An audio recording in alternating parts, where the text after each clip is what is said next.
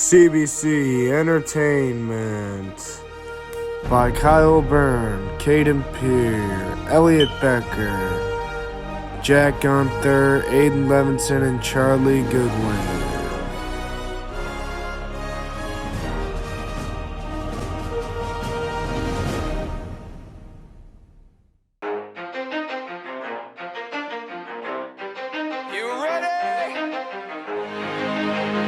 Let's go. Yeah. For those of you that want to know what we're all about, it's like this, y'all. This is 10% luck, 20% skill, 15% concentrated power of will, 5% pleasure, 50% pain, and 100% reason to remember the name. He doesn't need his name up in lights. The story starts with a man named Jess Willard, and he grew up just as a small-town farm boy and really wanted to live the American dream. So what else did anyone do in the early 1900s? They got a job working in a factory. Now, this was not his only job. He eventually got laid off, and that's where he turned to boxing, and this is where it went down.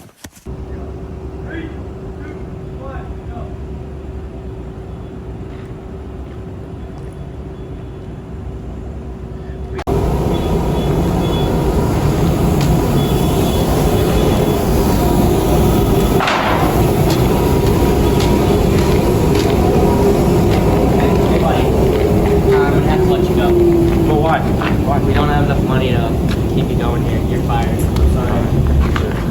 Hey, good luck with your life.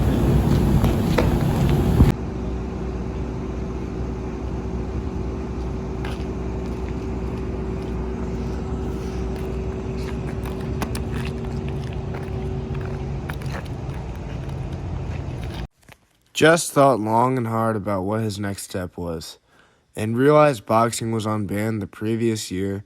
And he thought, you know what, why not give it a shot? He was tired of living for minimum wage and wanted more for his family and his legacy. So Willard did what any other boxer would do. At first, they got to get big. So he started lifting weights. Let's go.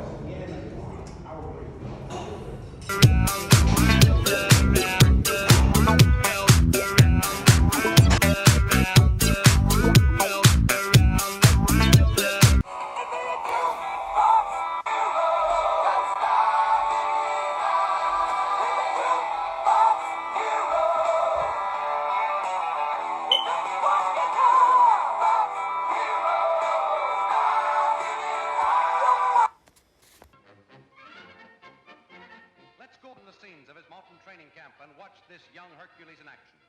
6 a.m. finds him out on the road for his daily 6-mile run. There he is on the left, knocking off those miles just as easy as he knocks out an opponent. All of which adds up to a big hearty appetite for breakfast.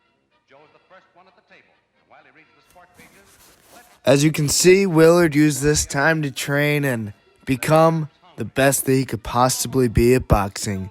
He transformed his body and his training regimen, and he turned into one of the best boxers in the world. And then he scheduled a fight for the legendary Jack Johnson. Willard needed an opponent. Who else other than Jack Johnson? The man was rich, he had a lot of fame, and he was looked at in the public eye as an enemy. And he wanted to take him down, so he did what anyone else would do. He challenged him to a fight. So, he started training like a real boxer. The 1-2 Mayweather, or should I say Willard, the 1-2 Willard. Haha. You know, some skips, some, let's see this. Oh, is that a medicine ball? Yeah, for some speed, some faster punches. That's real physique right there. That is pure male, just pure physique. Oh, yeah. Johnson came up a lot more wealthier than Willard, and at the time, He had a lot of people around him that showed him a lot of new moves and stuff to take Willard out easily without any trouble. And he trained and trained and trained with some new left hooks and right hooks and sparred multiple people, and he knew that he was ready. It was the rich versus the poor. Here are Johnson and Willard being introduced in Havana 1 week before the fight. Johnson appears a dapper world traveler compared to farm boy Willard in his Sunday best suit.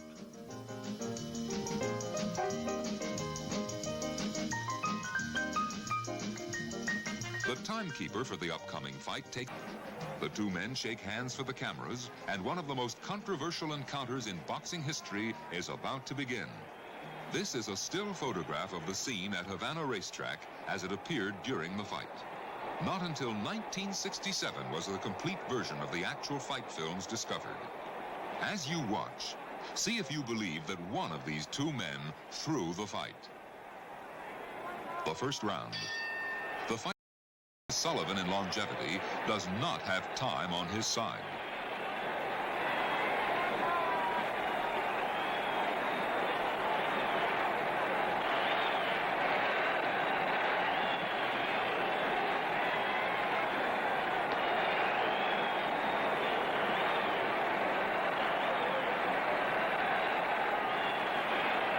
The 26th round.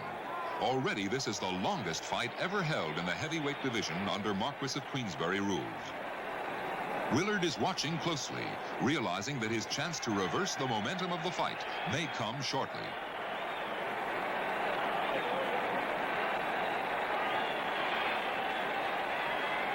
Suddenly, Jess lashes out with a ponderous right.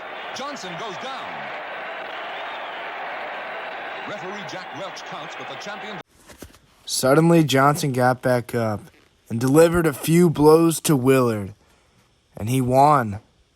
He won. Now, this was crazy back then because Willard worked harder, smarter than Johnson, and still lost somehow.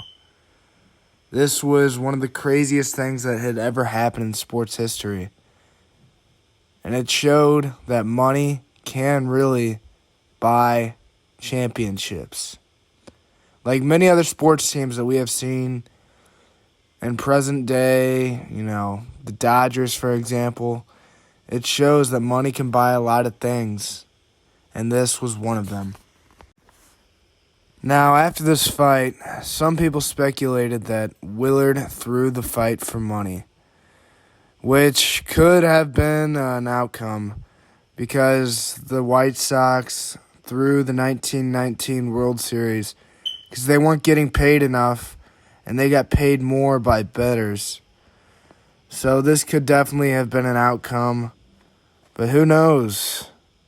At the end of the day, Jackson won, and it might have been because he was brought up in a better family and had just more money in general and more training.